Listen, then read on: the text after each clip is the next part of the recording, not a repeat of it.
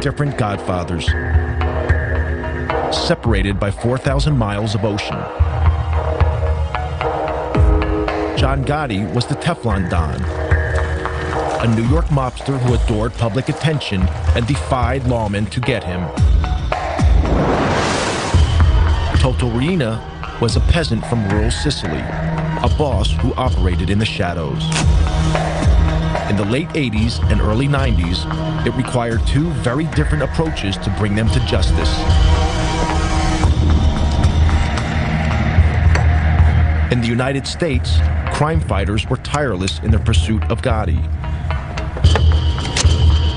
You'll disregard my phone calls, I'll blow you and the house up. In Sicily, it would take a revolution by the people of Palermo to put Riina behind bars.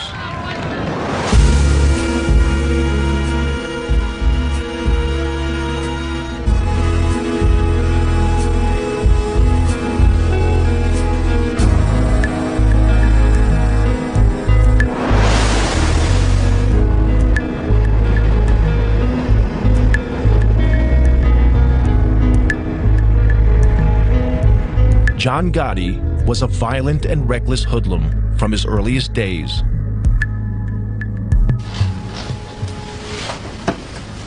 Henry Hill, a young gangster, was drinking in a bar when he first came across the teenage Gotti. All this thing, guy comes in, that bus work anyway, goes over to the card table and starts whacking a guy with a bat or a pipe or something. Just beating his head to death. He almost killed the guy. And he might have killed the guy, I don't know. The guy might have died, they might have thrown him in the trunk that night, I don't know. Gotti had broken an unwritten rule of the mob. Violence should only be used when there are no witnesses. He walks over, apologizes to me. Complete all over the place. That was the first time I had ever seen him. He had a long black top coat, leather top coat, I mean, he just looked like a part of a gangster. It was clear Gotti feared no one. To Henry Hill, it marked Gotti as a man destined for the top. He was a man on the rise. He was, he had his own crew. He was going to be somebody, You just knew it. I mean, he had that presence. But one man stood in the way of Gotti's rise, Paul Castellano. He was the head of the Gambino crime family, the most powerful of all the mafia families in the U.S. Castellano was an old-style hood, a mafioso who disguised his crimes behind a veneer of respectability. Paul wore two hats. He could mingle with lawyers, real estate, businessmen, and developers, doctors, talk their language. Then he wore his Gambino family hat, and he could sit there and discuss why this guy's got to get killed and say, okay, he's got to go. Gotti would have to eliminate Castellano to become boss. But Gotti was not the only one who wanted him out of the way. In 1983, President Ronald Reagan declared war on organized crime.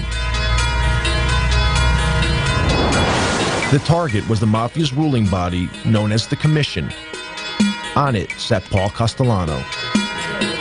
Under America's tough anti-mafia RICO legislation, crime fighters could prosecute Castellano and the other bosses for running a criminal enterprise, if they could prove the Commission was meeting. The Commission was so secret, the only proof the FBI had was from 1957, when police raided an infamous mob gathering. Then, one morning in 1984, FBI agent Joe O'Brien received a call from a mole inside the mafia. He informed me that there was going to be what's known as a Mafia Commission meeting in a couple of hours. I didn't believe him, to be honest with you, because this was pretty much unheard of. These guys cannot afford to meet.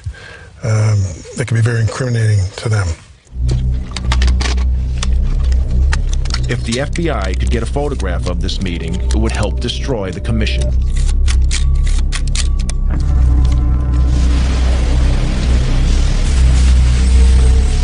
O'Brien and fellow agent Andy Currens staked out this building, a small house on Cameron Avenue, Staten Island, that belonged to a relative of a senior mafia don.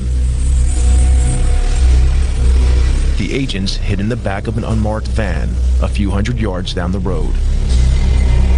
The van was right back here, right about where the white car is, right in front of the 54 there. That's about where we were parked.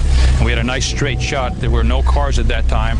We had a straight shot down the street to 34 Cameron.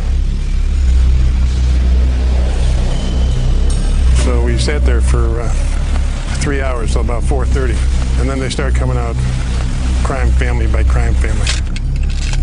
The top men in the Gambino, the Lucchese, the Colombo, and the Genovese families all emerged. Then finally our long-awaited guest of honor, if you will, Paul Castellano, came out. Castellano was the boss of bosses. It was like the king strutting out. You could almost envision a carpeted area. It was a real show of how the mob operates and mob protocol. It was very exciting. I don't know how Andy managed to keep the camera as still as he did. He used this shoulder right here as a tripod, and I just didn't breathe for the longest period of time. Castellano wasn't in any big rush. Took a couple of puffs on the cigar and got in the car and drove off. The photographs were dynamite. The FBI knew that such striking visual evidence was just the thing to put in front of a jury. In February 1985, the FBI seized all 5 members of the commission. Agents O'Brien and Currens arrested Castellano and drove him to FBI headquarters in Manhattan. Federal authorities at New York City and state law enforcement officials today announced one of the most important indictments of mafia bosses in this nation's history. In the car on the way to FBI headquarters, Castellano heard a radio news bulletin about the arrests. Charges of racketeering and extortion. The charges carry prison sentences of up to 20 years. From New York, NPR's Mike Schuster. It was the beginning of the end of Castellano's reign. Made their move late last night. Among those now facing federal racketeering and extortion charges are Paul Castellano, head of the Gambino family. The key to the investigation was an electronic bug. He turned to Joe, I remember, and he said, "Is that true? Is that true? You listened to my private conversations?" Prosecutors say the recordings are of superb quality. Today, You could almost hear him like groan. The agents thought Castellano was squirming because they had taped his criminal conversations. But Castellano realized they had also learned about his secret affair with his young Colombian maid. This was very embarrassing to him. It's a little embarrassing to us, too, for that matter. He's almost like a little boy now, confessing this, something that he did was bad. He's not talking about, it was bad that I murdered people or had, on my authority, people were murdered.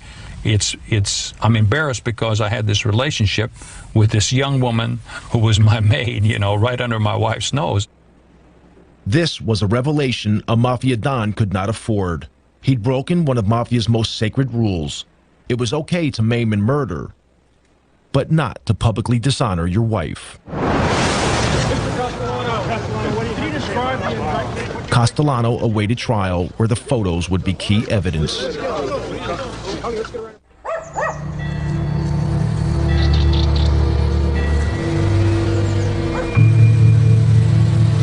If the New York mob wanted to know what a mafia war was like, they needed look no further than Sicily.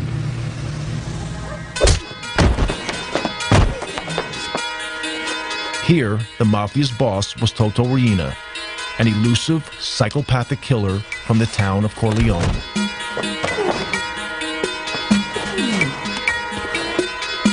Corleone was a mafia stronghold set high in the mountains of central Sicily. It was the place that gave its name to Marlon Brando's character in the film The Godfather. Riina's cruelty earned him the name The Beast. Corleone had an unenviable reputation as a place where only the toughest mafiosi were born and bred. As one local anti-mafia fighter remembers, I mafiosi di Corleone una volta ho incontrato. I once met a Corleone Mafia person and he looked me straight in the eye and said, "Listen, to be a real man, you need to have spent a few years in jail." This is the philosophy of the Corleone Mafia. For them, going to jail is like a baptism. A mafia member who hasn't been to jail isn't a real mafioso.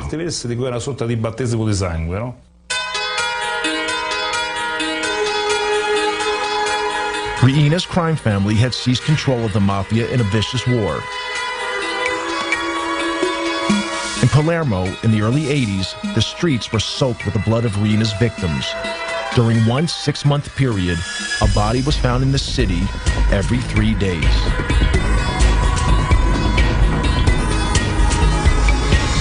Palermo's mayor was Leo Luca Orlando, elected to office promising to end such crimes.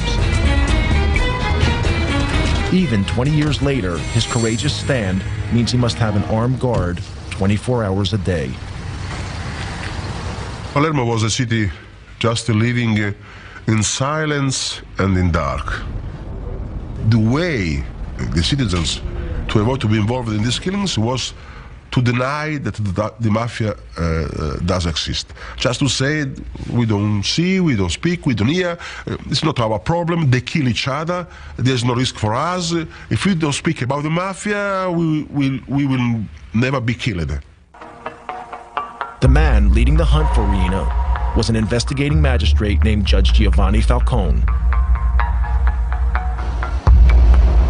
He had grown up in a rough area of Palermo, where some of his schoolboy friends later became mafiosi. Unlike them, he had chosen to fight for the law rather than against it. From his headquarters in Palermo's Palace of Justice, Falcone had been battling the mafia for over a decade.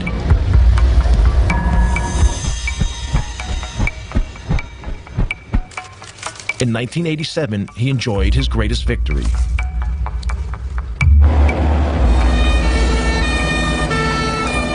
In the Maxi trial, over 300 mafiosi have been sent to prison, their sentences totaling almost 3,000 years.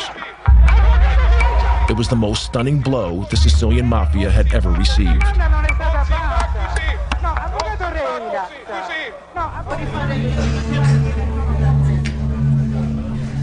But mafia boss Toto Riina had escaped the roundup. He remained free, running his criminal empire from an unknown hiding place.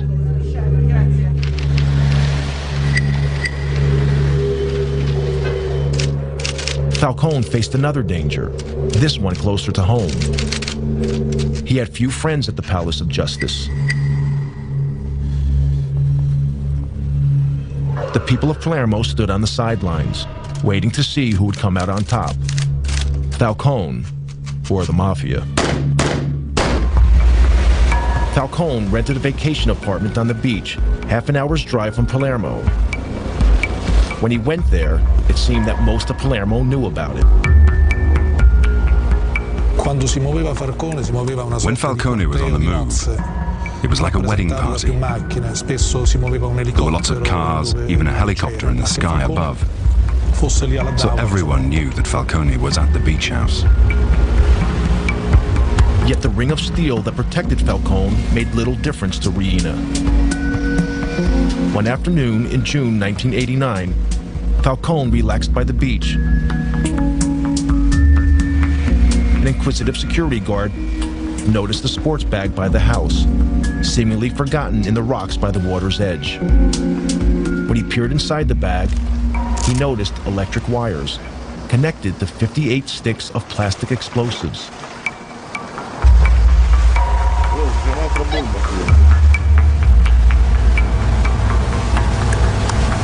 The bag was wired to explode if it was picked up. The bomb did not go off. Falcone had cheated death.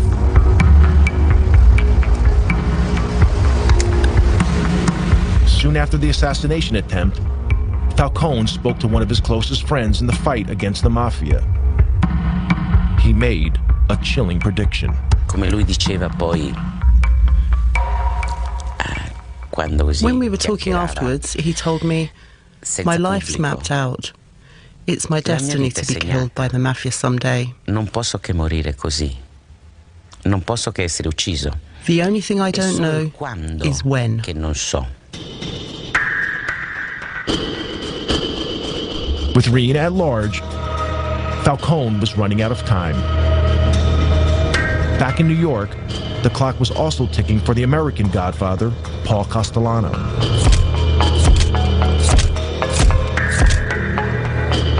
Castellano waited for his trial on racketeering charges.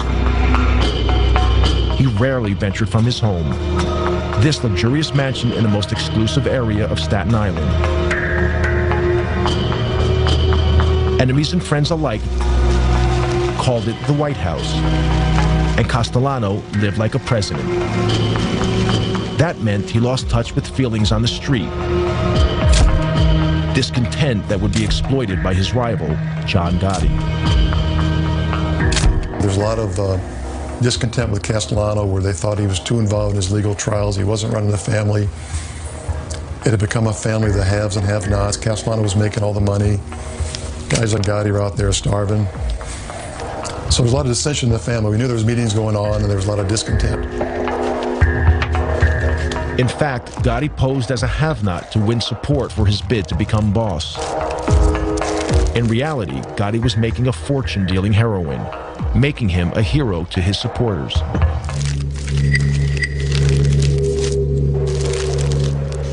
The law was onto Gotti's crew for drug dealing. That brought more heat on Castellano. So he planned to break up Gotti's crew. Gotti knew he had to act.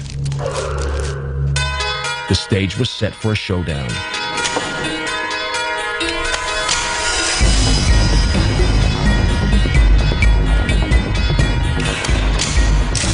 On December 16, 1985, Castellano headed into Manhattan for a meeting with Gotti.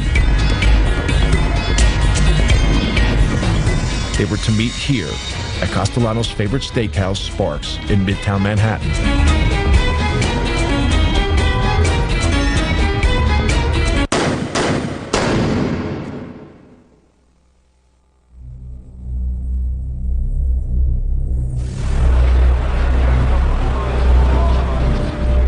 Outside the restaurant, Castellano and his driver were shot dead.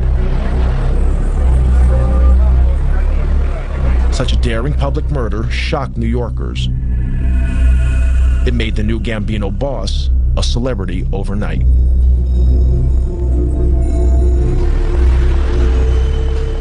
At the time, Gotti was facing a trial on a charge of racketeering. Until the murder, few outside the world of law enforcement had even heard of Gotti. We went from having what was really kind of a, not sleepy, but routine organized crime case to the case of the decade. We had huge throngs of reporters outside the courthouse, in the courtroom. We had a big fish on the line. At his trial, Gotti was defended by flamboyant mob lawyer Bruce Cutler. For many years, Cutler has continued to act as Gotti's apologist. He had a remarkable insight into others, like a sense, almost a sixth sense, if you will, to size people up. Gotti could certainly size up a jury. In March 1987, the trial reached its conclusion. Gotti was acquitted of racketeering. But unknown to law officers, a juror had been bribed by one of Gotti's men. Gotti was tried in two other cases, both for assault, both defended by Bruce Cutler. How say you with respect to defendant John Gotti, guilty or not guilty? We find him not guilty. Each time, the Gambino boss got off. Bribery and intimidation of witnesses saw to that. The nickname, the Teflon Don, was born. Gotti was different from almost any other godfather. He made little secret he was a mafia don. and enjoyed that everyone knew he'd risen from Brooklyn poverty to become the boss of bosses. He was born dirt poor, was on the street since he's 12, was on the cover of Time magazine in his 40s, and he took on the system. In the opinion of his former attorney, Gotti was a modern-day Robin Hood, standing up to those in power. Jewish people, Irish people, working people, union people, construction workers, policemen. My father was a detective. Some of our strongest supporters that used to cheer for us were local police, not because they're allowed to, but it was the alphabetized government thugs we fought. The FBI, Internal Revenue, INS, CIA, those faceless, robotic government thugs that come at you and can destroy your life. The murderous reality of Gotti's brutal reign was very different. Gotti's love of public adoration would be exploited by the FBI and prove to be the Teflon Don's undoing. American mob boss John Gotti loved the limelight, but the head of the Sicilian Mafia, Toto Riina, stayed out of sight.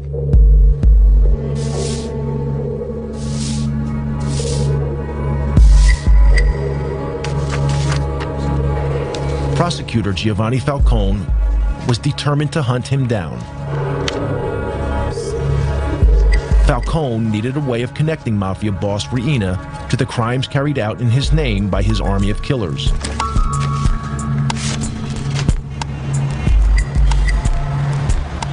The answer was in America.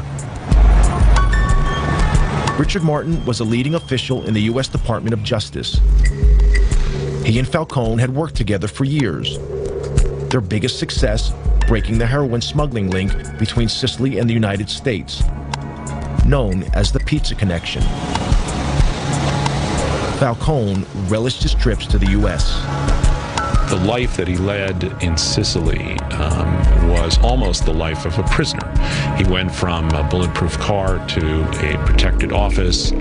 Instead, when he came to New York, he could go shopping, he could go to restaurants, he could come to our offices, we could go to our homes and meet our families together. And so for him, New York was like freedom. Falcone's visits to New York were for more than pleasure. He had been impressed by America's tough anti-mafia laws. Laws that allowed the U.S. government to target mafia boss Paul Castellano and to bust the commission. I think it also liberated his thinking and allowed him to sort of see beyond his own sort of realm coming here. So I think he not only enjoyed it, but I think it was very good for his vision of the way that he was going to attack the mafia and the way in which he would work with Italian law enforcement. In 1991, a new justice minister took office in Rome, determined to finally crush the mafia. He offered Falcone a job at the ministry as overlord of the anti-mafia campaign throughout Italy.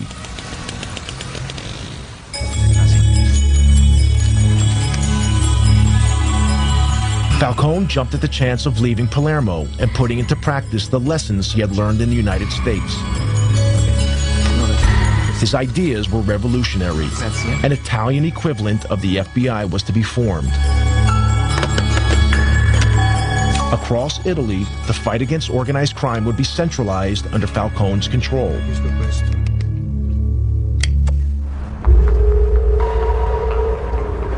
Riina, the beast from Corleone, felt threatened. A few years before, he had failed to kill Falcone at his beach house. Now, Riina would try again.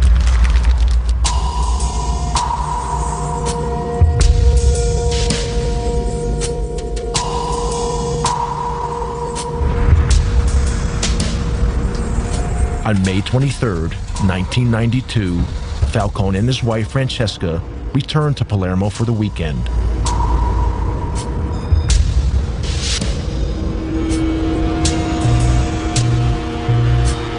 few miles from the airport, several of Riina's men had placed a half-ton bomb in a drain pipe under the highway that ran from the airport to the city. The men hid in a building above the road, armed with a remote-controlled detonator.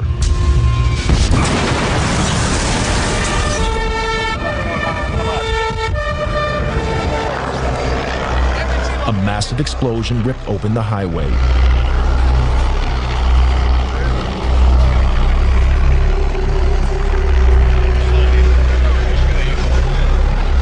The explosion was so enormous, it registered on local earthquake monitors.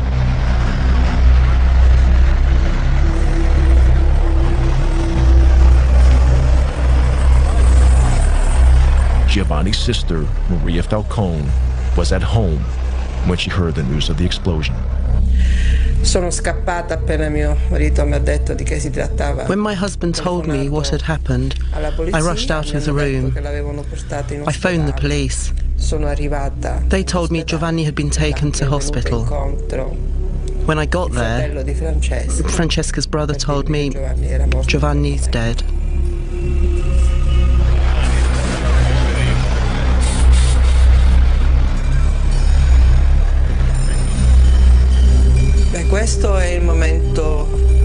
This was the saddest moment ever.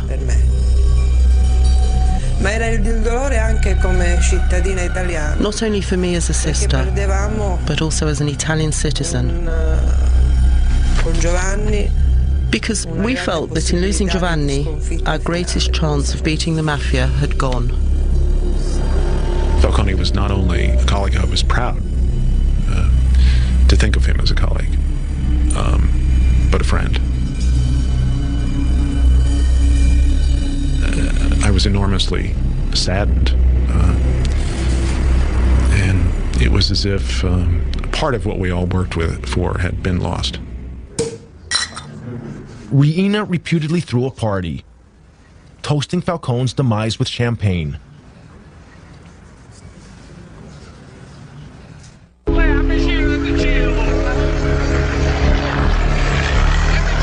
Along with Falcone, his wife Francesca and 3 bodyguards were also killed.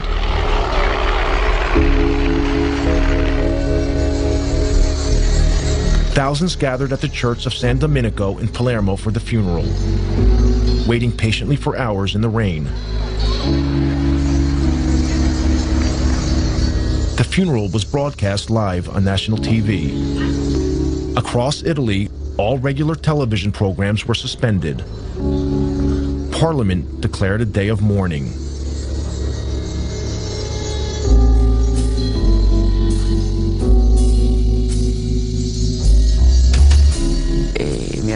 When they asked me what I did when I heard the news, I said I cried. Someone said, "You're Judge Ferraro. What do you mean you cried?" I replied, "Yes, I cried, and I'm not in the slightest bit ashamed of it." Italy was shocked and angered. It didn't deter Toto Riina. Anyone who stood in his way would meet a similar fate.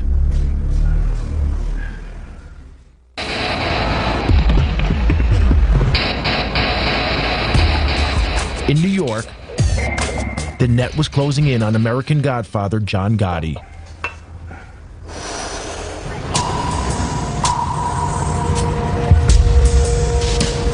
This clothing store in Manhattan's Little Italy was once the Ravenite Social Club, the nerve center of the Gambino crime family operation.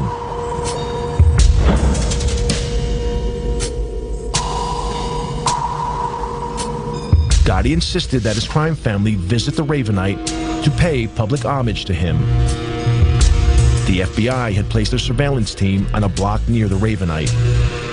This is some of the actual footage shot by the FBI. Gotti reveled in his public persona as Mafia Godfather. He made no attempt to hide the fact that he was meeting with his criminal gang. The rest of the family was required to come down there as a command performance to meet with John, discuss business, kiss his rear end, give him money, what have you. So during the course of the week, you might have all 20 caps in the family down there on different nights, plus 80 to 90 to 100 soldiers, all standing out there in broad daylight. And for us, it was a gold mine, just seeing, identifying the entire Gambino family during the course of the week, all in one place. Pictures, though, were not enough. To get a conviction, the FBI also needed to hear Gotti talking about his crimes. They had bugged the Ravenite, but the mics had so far failed to pick up much. Then they had a break.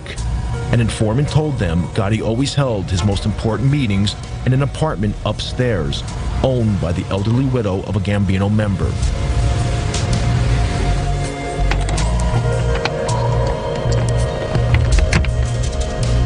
When the old lady went on vacation, FBI agents broke in and placed a bug in the apartment.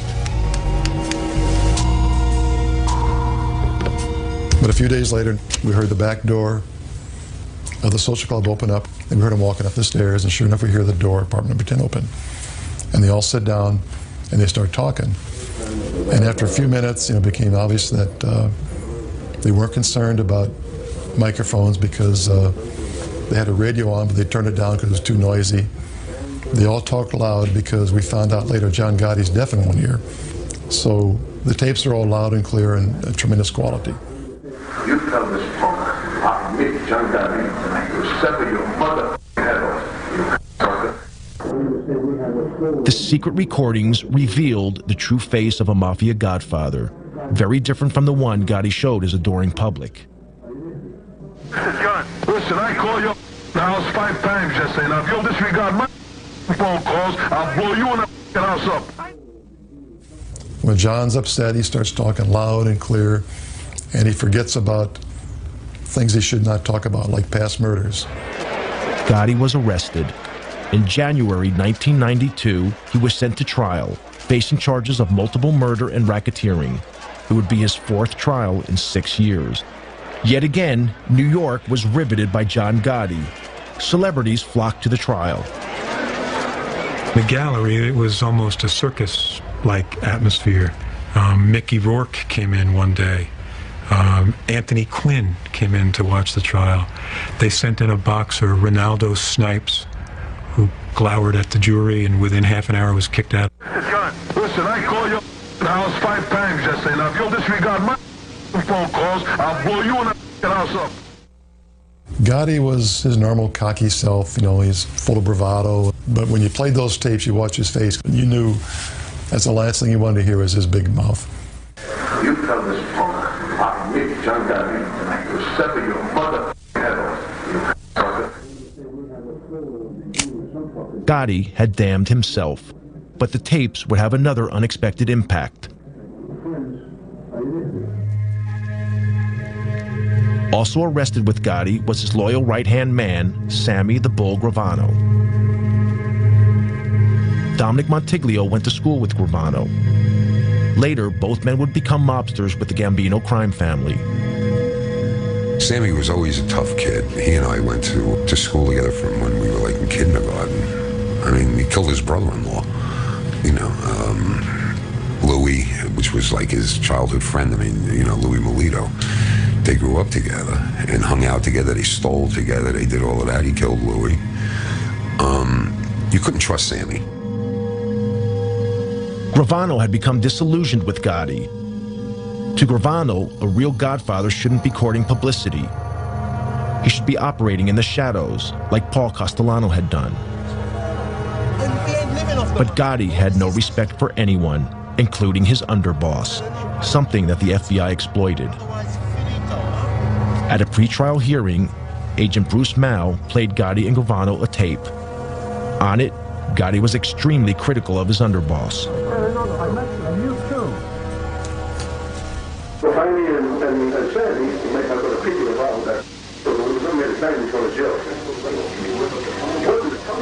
And so you got Gravano and Gotti sitting side by side at the defense table, and we start playing that tape. And Sammy turns red. He's starting to explode. He's just ready to burst. John Gotti, for the first time, is embarrassed.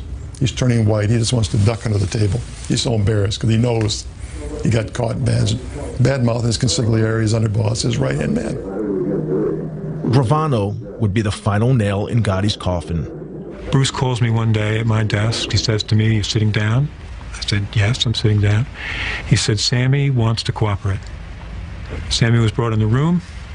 He walked over, shook my hand, and said, "I want to go from our government to your government." Never before had so senior a figure betrayed the American mob. Gravano's testimony landed the killer blow in court. He revealed how he and Gotti had planned the murder of their one-time boss, Paul Castellano, then watched from a car as Castellano was gunned down.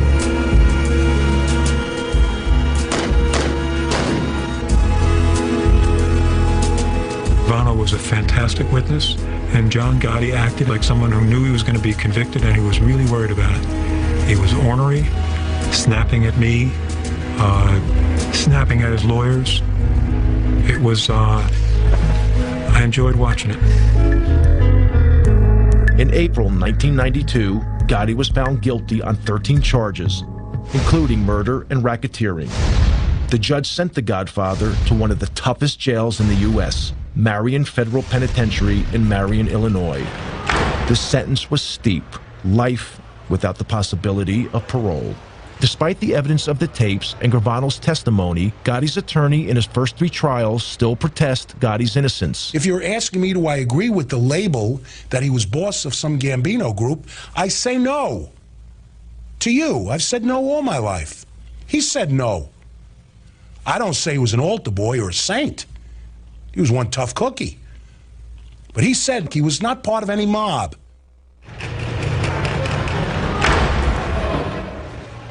In the United States, the mob boss, John Gotti, was facing a life sentence in prison. But in Sicily, the Italian government seemed powerless.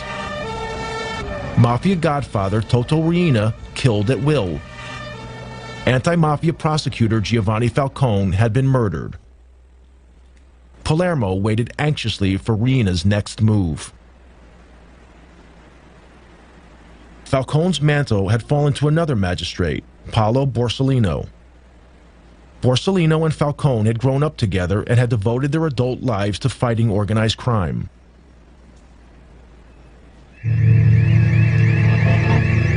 On Sunday afternoon, July 19th, 1992, 2 months after the murder of Falcone, Borsellino visited his elderly mother in this apartment block, as he did every weekend.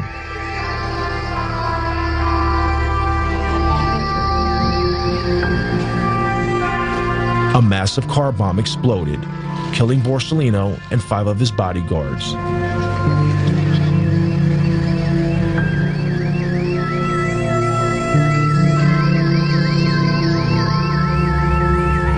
This outrage was the final straw.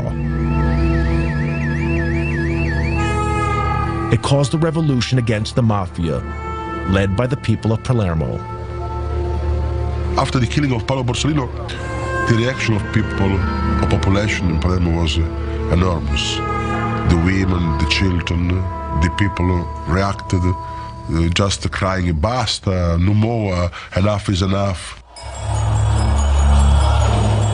Enough was enough. Thousands poured onto the streets of Palermo in a wave of anger unprecedented in Sicilian history. Everyone sensed the mafia's next target was Mayor Leoluco Orlando, elected to office pledging to rid Palermo of the mafia. When he appeared in public, women and children threw a protective cordon around him, daring the mafia to kill them to get to the mayor. They sent a clear message. The message was that I was not alone. The message was that the mafia can kill a man. The mafia can kill 10 men, but the mafia cannot kill thousands and thousands of women and children. It was the beginning of the end. People power had beaten down the mafia. The government flooded Sicily with thousands of troops, determined to crack down hard on the mafia.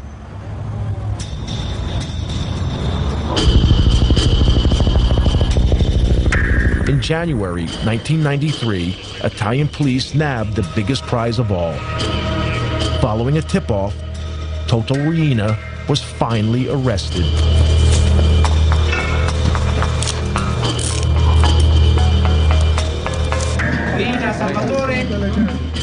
Salvatore Riina was captured in Palermo by the Carabinieri this morning.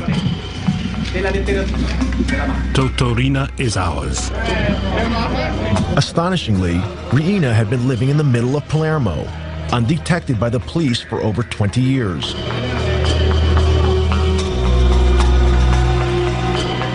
When Riina was paraded in public, Italians were shocked. This inoffensive-looking, peasant-like character was responsible for the brutal slayings of Falcone and Borsellino, along with hundreds of others.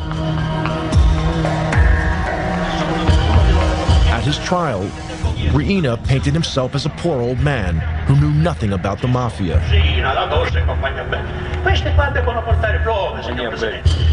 This flimsy defense was rejected.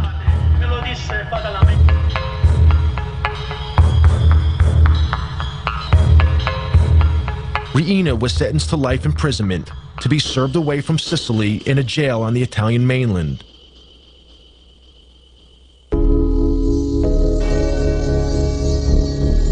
On both sides of the Atlantic, the day of the Godfather seemed over. John Gotti died of cancer in prison in 2002, 10 years into his life sentence. With Gotti's death, an era ended. By publicly flaunting the fact that he was boss of bosses, he ensured that law enforcement agencies would leave no stone unturned to finally smash the mob. The future is pretty grim for the mob if the FBI and other federal agencies keeps the pressure on to go after these guys. The biggest mistake we could make is declare that the war and the mob is over with, we've won, and go off to do other things. These people are very resilient. 5 years they could regroup, reorganize. They'll never be as effective as what they were 30 years ago, but they'll still be a viable criminal force. In the U.S., the mob is moving with the times. They're involved in internet fraud, sex phone lines, and stock exchange scams. But they are no longer the power they once were. And the FBI is determined to not let Russian, Chinese, or other immigrant criminals dominate their neighborhoods in the way Italian gangsters once controlled theirs.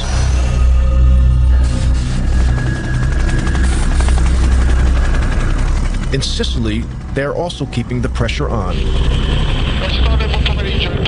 Yet in these hills, even with Riina in prison, the mafia is still here. Invisible, but deadly. Today, there are new leaders. They are also from the mafia stronghold of Corleone. They have turned their backs on the self-defeating tactics of Toto Riina. No longer do they assassinate public officials. Like the leaders of old, they prefer to pull the strings from the shadows. Forse vivemmo tutti quanti una vera grande illusione. I think we were all a bit deluded. Maybe we were just kidding ourselves that we could destroy the mafia with just 4 moves on a chessboard. In the U.S., the mob is finally in retreat. But in Sicily, it is rising from the ashes, adapting itself to the times, changing tactics to ensure that its power remains as unshakable today as it ever was.